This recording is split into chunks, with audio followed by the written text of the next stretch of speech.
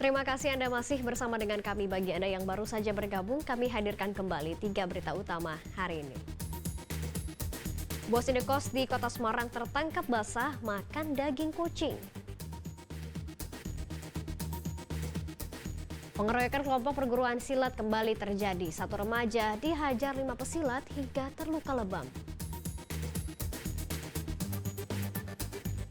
Ratusan warga binaan di Rutan Rembang Kocar-Kacir mengikuti simulasi gempa bumi.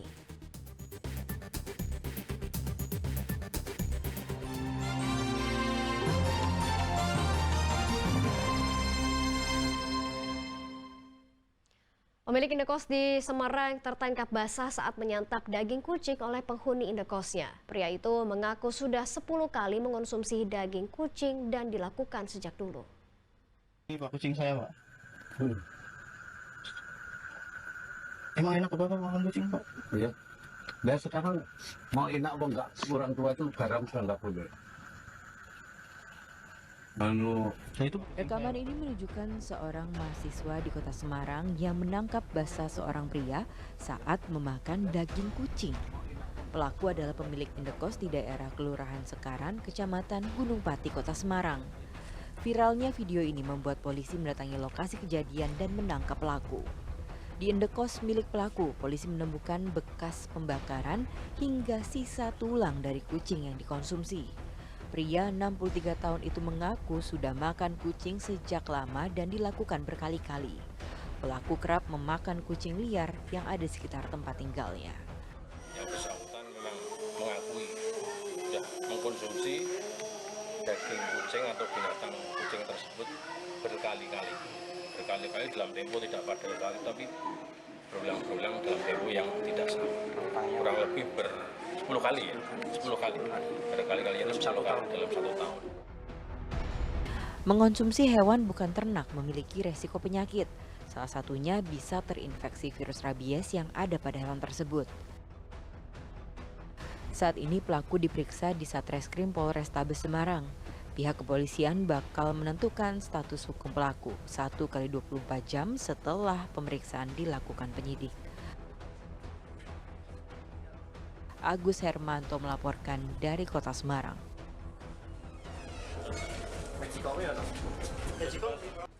Kasus pengeroyokan yang melibatkan kelompok perguruan silat kembali terjadi. Kali ini seorang remaja dikeroyok 5 orang pesilat hingga luka lebam. Polisi telah menangkap 3 pelaku, sedangkan 2 pelaku lain masih buron. Imam Arif, saksi 3 Mas Dini, saksi 4 Mas Joko. Remaja berbaju putih ini membacakan permintaan maaf dan klarifikasi karena mengaku sebagai anggota perguruan silat Persaudaraan Setia Hati Terate. Setelah selesai membacakan surat permintaan maaf, korban malah dikeroyok oleh 5 orang. Meski korban sudah jatuh tersungkur, kelima pelaku tetap memukul dan menendangnya. Pengeroyokan terjadi pada 2 Agustus 2024. Polisi menangkap 3 pelaku pengeroyokan di rumahnya setelah korban membuat laporan. Akibat pengeroyokan, korban mengalami luka lebam dan lecet di beberapa bagian tubuh. Akibat dari peristiwa tersebut, korban mengalami luka memar, lecet dan beberapa bagian tubuh, punggung, dada, kepala, dan kedua tangan. Korban juga merasa pusing dan sesak pada ulu hati, dan atas kejadian tersebut korban melaporkan ke Polres Boyolali. Korban dikeroyok karena mengaku-ngaku sebagai anggota dari PSHT. Korban juga seringkali membawa atribut PSHT. Rupanya perbuatan korban tak diterima oleh beberapa anggota PSHT hingga mengeroyoknya. Itu karena dari awal sudah mengaku-ngaku warga PSHT dan sudah membawa atribut beserta sakral, mori. Apa yang dia bawa? Banyak Pak, atribut dari atribut. Termasuk ini? Iya Pak. Termasuk ini dia bawa? 2 Pak, PSHT. 1 dari 3 pelaku yang ditangkap ternyata adalah residivis kasus pengeroyokan dan pencurian yang baru bebas dari penjara 3 bulan lalu. Polisi masih memburu 2 tersangka lain yang kabur. Atas perbuatannya, para tersangka dijerat pasal 170 tentang tindak kekerasan yang menyebabkan korban terluka. Mereka terancam penjara paling lama 7 tahun. Yulianto melaporkan dari Boyolali.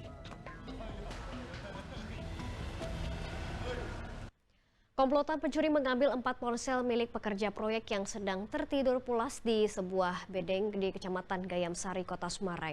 Meski sempat terpergok dan dikejar oleh pekerja proyek, pencuri itu berhasil lolos. Dua orang yang berada di atas sepeda motor ini ternyata bagian dari komplotan pencuri. Mereka sedang menunggu dua rekannya yang sedang beraksi. Tak lama kemudian dua pencuri keluar dari sebuah proyek yang dikejar oleh beberapa orang. Mereka ternyata terpergok saat mencuri dan berhasil lolos karena membawa senjata tajam.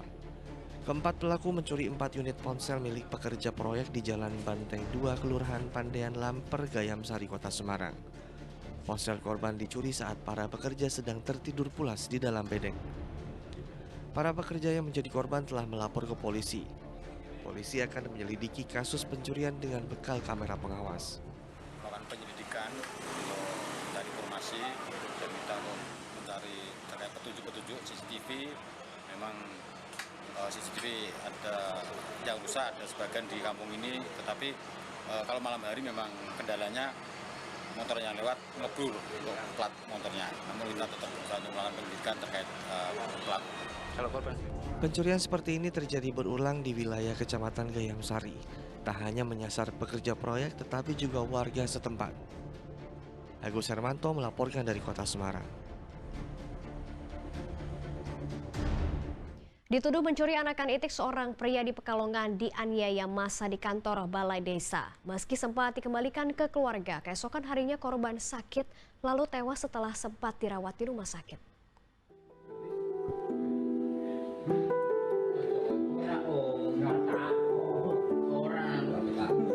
Penganiayaan ini terjadi di kantor Balai Desa Sidosari, Kecamatan Kesesi, Pekalongan. Saat itu Bima Rizky Muhtadi dituduh mencuri anak itik pada 3 Agustus lalu. Ia sempat dianiaya lalu dikembalikan ke keluarga. Keesokan paginya, pria 25 tahun itu muntah-muntah hingga dirawat di rumah sakit, tetapi nyawanya tidak tertolong. Pasca kepergian Bima, istri dan ibunya terus berduka. Mereka tak percaya keluarganya yang sudah ditangkap oleh warga dan diamankan di Balai Desa malah dihajar hingga hilang nyawa. Sampai tuntas, Pak. Jangan setengah-setengah. Dan yang sebagai caleg aku harap diturunkan aja karena nggak bisa melindungi anak saya. Kenapa mau udah dimasukin di Balai Desa masih dipukulin aja, nggak mau lindungin? Kenapa gitu, Pak? Apa karena anak saya anak orang nggak punya? Bagaimana gitu loh?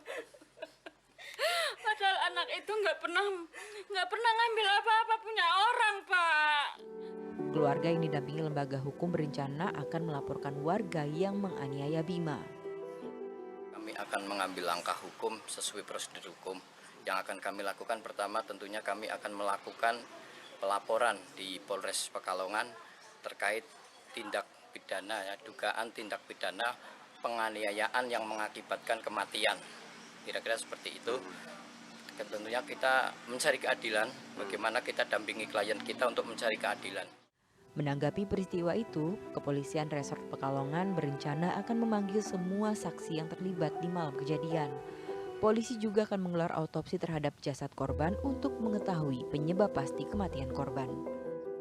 Kita lakukan melalui pemeriksaan saksi-saksi.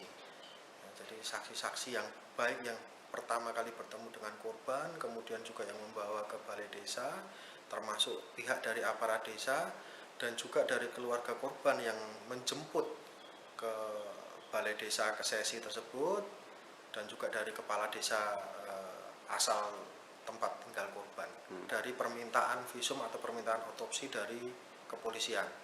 Nah, itu yang diperlukan adalah tentu saja laporan polisi dari pihak keluarga korban, dan kesediaan untuk dilakukan otopsi terhadap jenazah yang saat ini sudah terkubur. Kasus ini berawal saat Bima membawa karung yang ternyata berisi itik yang diduga milik warga desa Karyamukti dan Kaibahan. Bima lalu dibawa ke Balai Desa. Di sanalah pemukulan kepada Bima terjadi. Diduga pemukulan itu jadi penyebab kematian Bima. Kunchoro Wijayanto melaporkan dari Pekalongan.